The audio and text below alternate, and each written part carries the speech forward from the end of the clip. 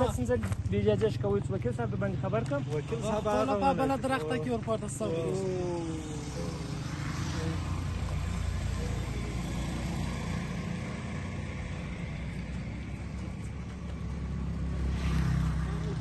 وکیل صاحب الیکانو څنګه شولې ما ورته وکیل صاحب در باندې خبر کم هغه خپل ولګي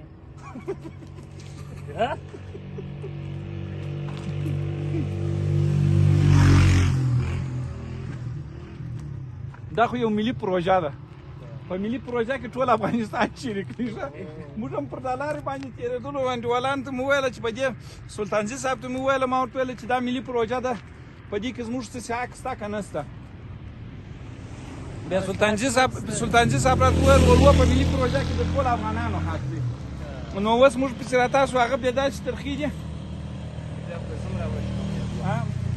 یعنې دغه شوي نه دي موږ نشو کولی ماسې ګورو چې پخ شوي دي که نه دي پخ شوي که یو چا پوښتنه راڅخه وکړله چې د دې منطقې سنځلې څنګه وې نو زموږ سره به دا جواب هم نه وي چې ورته ووایي چې پخې وې که ومې وې نو دوستانو شکوي نه ماسې ګورو چې پخ شوي دي که نه دي شکوي نه مازې ګوره وی پام نه و